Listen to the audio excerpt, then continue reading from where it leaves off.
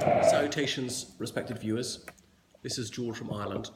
I'm continuing my series about the Second World War in the Soviet Union. This is for A-level history or the general viewer. So I got to July 1941 and the Wehrmacht was penetrating deep into the Soviet Union. Some of the more pragmatic German officers had said, well, let's use the hatred that many Soviets feel for their government to our advantage. Some people detest communism. They are nostalgic for the old system. Tsarism, for all its faults, wasn't as bloody as communism was, certainly not the last few years of Tsarism. Some peasants said, well, on special occasions we had banquets, and we just can't afford to do that now that millions of people have been killed by the communist regime, and indeed anti-communists in the Civil War had killed many people as well. So we can tell them we're anti-communists, which was true. People know that was true. As the government had lied to people so much, the Soviet government, that perhaps what they'd said about Nazism was false as well. Actually, this is one of the few occasions in which what the communist government said was accurate, that Nazism was also ghastly. People weren't to know that it was worse. So when the Wehrmacht occupied sections of the Soviet Union, they sought volunteers for anti-communist military units. And there was no paucity of men stepping forward. Why would you do this? Anti-communism, sometimes separatism, what wanted independent Ukraine, for instance, bring back the sovereignty of Latvia, Lithuania, Estonia, and it could be just, it was a way to guarantee sufficient food, because quite from very early on, actually, the Germans were not gentle occupiers, to say the least, and were really squeezing blood out of the Soviet population, demanding plenty of food as rations for the German troops. So there were Ukrainian separatists, for instance, led by Stepan Bandera. Don't forget that after the First World War, the Ukraine became a sovereign state very briefly before joining the Soviet Union, being invaded by the Red Army, and there were plenty of Ukrainians who genuinely wanted to be united with Russia to form the Soviet Union to build a communist society. So to some extent, this was a replay of what had occurred in the Ukraine in the First World War, and that was only 23 years earlier. So there were some Russian anti-communist fighters. What did they want? Well, it varied. Not many of them seemed to advocate for Tsarism, certainly didn't want Stalinism. There was the Russian anti-communist fighters, Ukrainian independence fighters, but they were not well treated. The Germans were ultimately in command, and after a while, only the most naive could believe that Berlin actually cared about the well-being of Russians and Ukrainians. Nazism was outspokenly racist. It was very racist towards all Slav peoples, and it was going to treat Ukrainian and Russian people like filth. So they were going to be brutalized and exploited.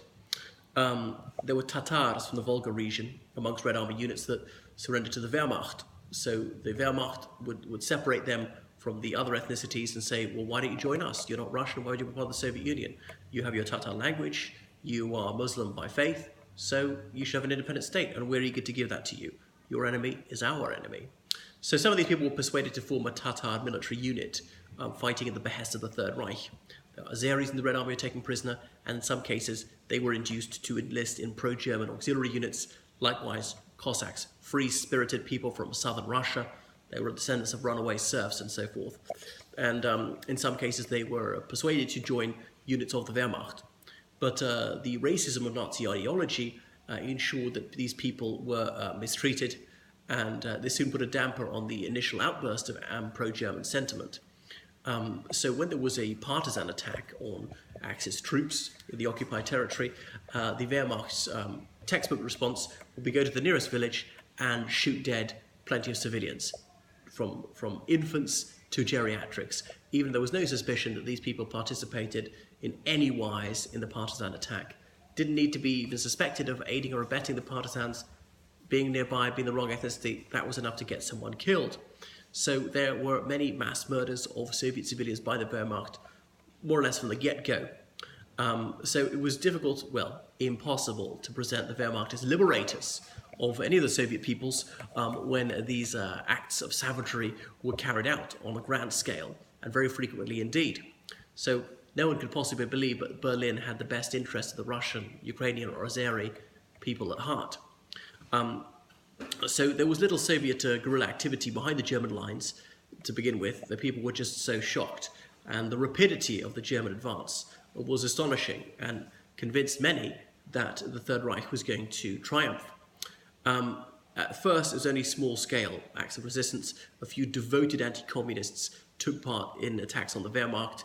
It appeared to be futile because the Wehrmacht was marching to victory, so it appeared. So partisans who were apprehended would then be hanged in the town square as a deterrent to others. German soldiers encouraged to take photos of this, the pornography of death, as it's been called. There were white Russians scattered around the globe, that is, people who'd fled Russia after the October Revolution. Some of them were Tsarists, some of them were liberals, conservatives, even other brands of socialists, just not communists. The most significant communities were concentrated in France, Yugoslavia.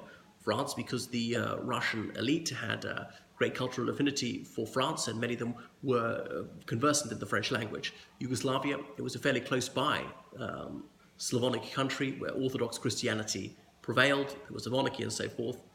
So France had always been a getaway favoured by affluent Russians, and Yugoslavia was convivial for the reasons I already adumbrated, but that's a country based around Serbia which no longer exists. So in some cases, white Russians were persuaded by the German military to enlist, form anti-communist military outfits to liberate the USSR, as they saw it, from Stalin's dystopia.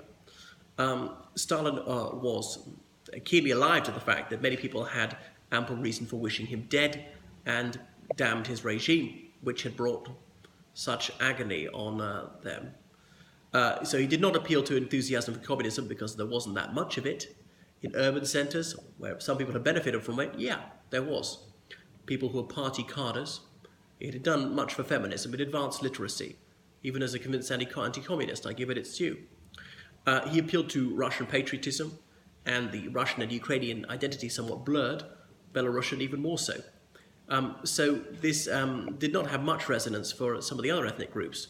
He reminded people that mighty Russia had repelled seemingly invincible aggressors down the ages. Russia had vanquished La Grande Armée in 1812, led by Napoleon, supposedly a military genius. She had bested the Swedes at the Battle of Poltava at the start of the 18th century. She had knocked back the Ottomans time and again.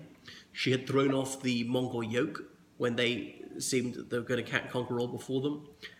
She had defeated the Teutonic Knights when it was thought they were unstoppable. That was way back in the Middle Ages.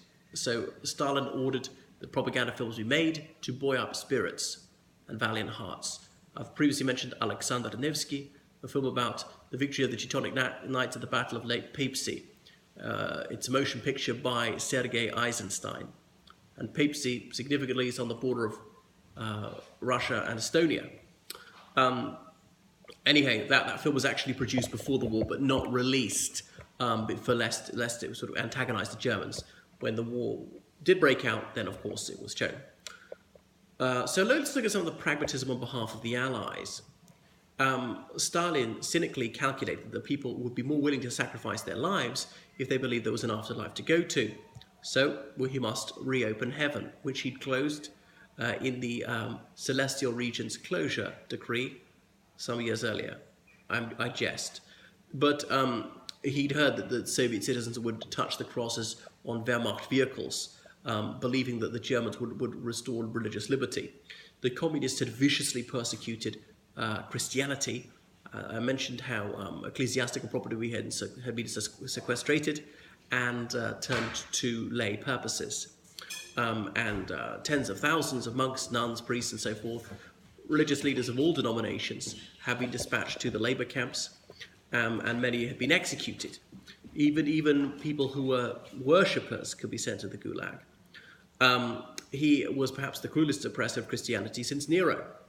He had the Metropolitan of Moscow brought to see him. So Stalin never quite exterminated the clergy. I presume some were agents of the NKVD, which is why they're allowed to remain in operation. So Stalin relaxed the persecution of practicing Christians. A few churches were reopened, and the effect on military morale was positive. So the Metropolitan of the Russian Orthodox Church sanctified the communist cause, saying we must smash this fascist Satan. So being a communist and being a Christian was briefly compatible. The British Foreign Minister, Sir Anthony Eden, visited the USSR soon after the invasion and vowed that the British would support the Soviet Union to the hilt. Eden had resigned over appeasement in 1938. Before that was a fashionable thing to do. So His Majesty's government took a less sanguine view of the Soviet Union's prospects than Eden was expressing.